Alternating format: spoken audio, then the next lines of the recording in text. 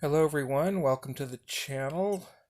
Today I'm going to be doing a retro review since this whole COVID-19 virus has been causing such unfortunate and tragic problems across the country. There hasn't been a whole lot of new books been released, and so I thought that given the circumstances I would take a look back at some of the older omnibuses that I have, and this is the one that I chose to look at today. This is the volume 1 of the X-Men Marvel Omnibus. Now this one has the alternate, or I guess you say variant cover of the first issue painted by Alex Ross. The other variant cover has the same cover, but it's the original artwork of the issue number 1 cover. So that's the only difference. Everything else is the same. Here we have the spine. It's a little crease there. I don't like that, but that's just the way it came. Not a biggie. And here we have all the issues it contains. It is the original run of X-Men from X-Men number 1 through issues 31. And there's a lot of key issues in here too, so this is a nice book to have in your collection. And as always with the standard omnibuses, especially these ones that have actually been taken from Marvel Masterworks collections, we've got the Marvel Masterworks marbling. We've got the writers, Stan Lee and Roy Thomas. We got Jack Warner and Werner Roth doing most of the artwork. And like I say, the nice thing about these is they have been restored and on nice paper. It's not newsprint. X-Men started in September 1963, and these issues go all the way through of April 1967. So this is definitely Silver Age stuff. Here's the classic X-Men number 1.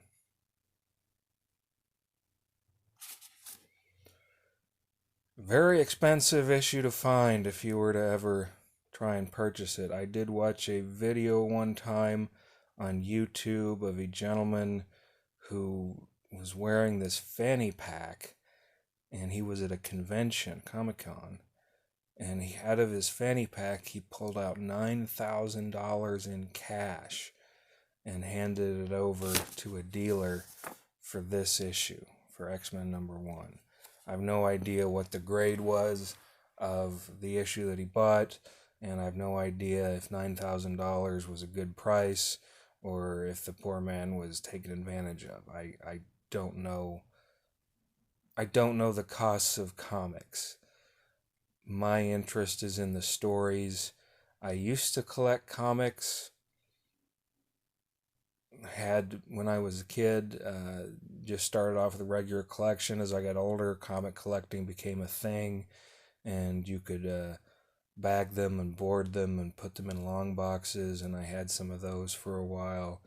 But as I became an adult, collecting the actual books, the floppies, if you will, became less attractive, and having long boxes in the house wasn't something that I really wanted anymore, and I didn't want to collect the issues. The issues were getting pricey. Trying to collect older issues, key issues, were obviously more than I think most of us could afford. So what I did is I decided, you know what, I want the stories. I don't really care about the actual issues. They're reprints. They're fine. I'm going to get these books. I sold all that I had, got rid of my long boxes, and now I've got these nice omnibuses in Marvel Masterworks on my shelf, and I'm really happy with that, because then I can read the stories and I'm not worried about ruining them, I'm not worried about the value, not worried about trying to come up with obscene amounts of money in order to get an issue that I could probably never touch because I'll ruin it. So this is the way I like to do it. Now, you may have your own way. That's fine. I'm not into buying the floppies. I'm not into speculating. I'm not into trying to figure out, what's going to be worth something and what's not. I don't look at comics as an investment. But this first issue is a key issue. You've got first appearances of all the X-Men, Jean Grey, Cyclops, the Beast, Angel, Iceman, Magneto. They're all there. And you got to remember, this was a product of its time. So, can the artwork and the dialogue be a little archaic? Yes, it can. You've got a lot of Magneto running around going, bah, I'll show them who's master. A lot of that. His personality really didn't get fleshed out till years later. He was kind of a typical mustache-twirling villain in the beginning. Got the Brotherhood of Evil Mutants. We get introduced to the characters of Quicksilver and the Scarlet Witch.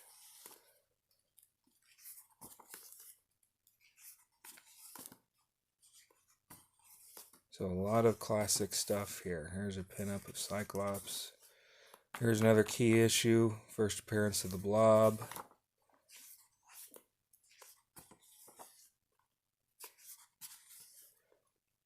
If you can get past some of the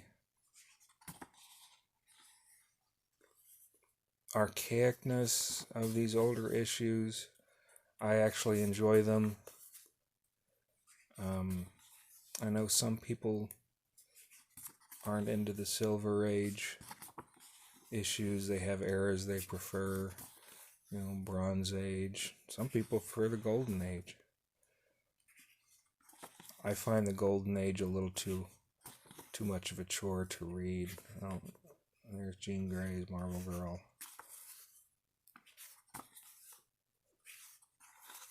But I like having these old Silver Age issues. It explains what's going on. You also have the letter pages in this omnibus. So they do include a lot of things. I really like the restoration work they've done on the art. As I said, the paper stock is really nice. Here's another key issue. The first appearance of the Juggernaut. And there was a lot of first appearances. Somewhere in here is the first appearance of the Sentinels. I'm not sure where that is.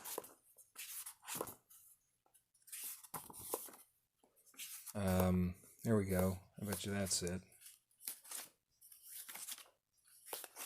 Yeah, there we go. Right here, this is the first appearance of the Sentinels. So Sentinels have been around a long time.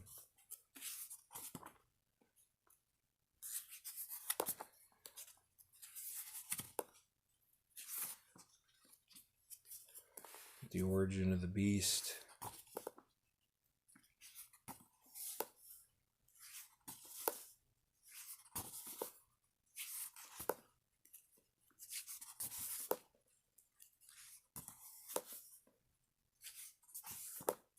Definitely get some nice pinup pages like that.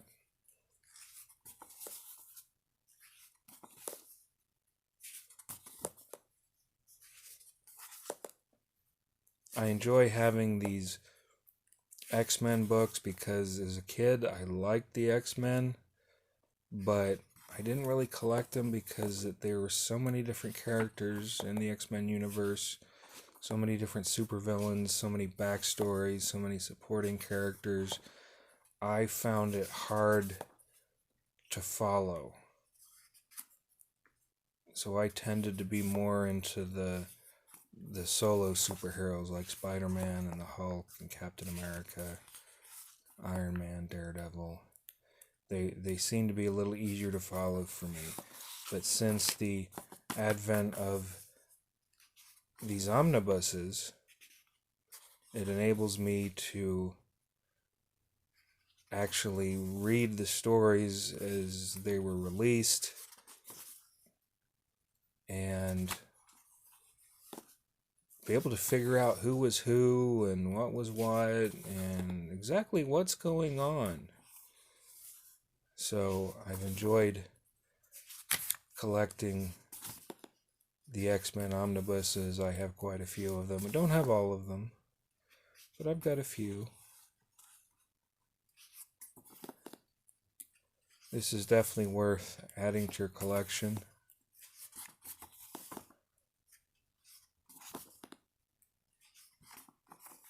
Like I say, if you like reading the old letters pages, they've got those in there.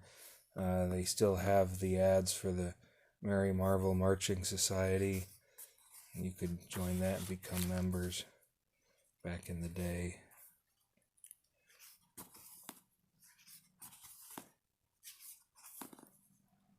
This was all before my time, so I was not around for any of this. Oh, here's the first appearance of the Banshee. Banshee's been around for a while too.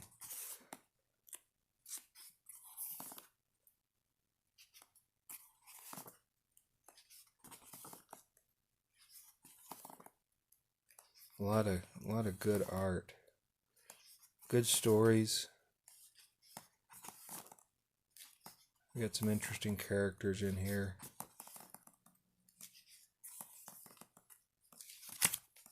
If you're new to the X-Men, it's a good one to start with. Now here we go into the extras. Got some original art by Jack Kirby, Warner Roth. Some more by Jack Kirby. Got a couple of house ads. Some more house ads. Some covers of Marvel Superheroes issues.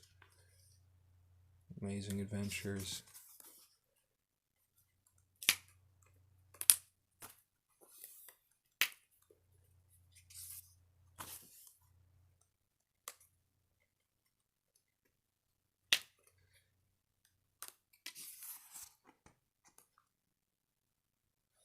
Covers of more reprint issues. X-Men got a lot of reprints over the years. The X-Men almost got canceled back at the end of its run. Almost got canceled, but they decided that they would give it another shot, and they came out with Giant Size X-Men #1, which introduced the new team of Wolverine and Nightcrawler and Colossus. And my mind's drawing a blank. But anyway, I do have that omnibus. I can go over that at another time, and I'll remember the characters better once I see the book. But since that book was released, X-Men has been a phenomenon ever since. But this is where it all started. Now, this one retails for $100. If you find this out in the wild somewhere, even at cover price, I would pick it up in a heartbeat. if you can pick it up used for cover price or less, I would still pick it up in a heartbeat.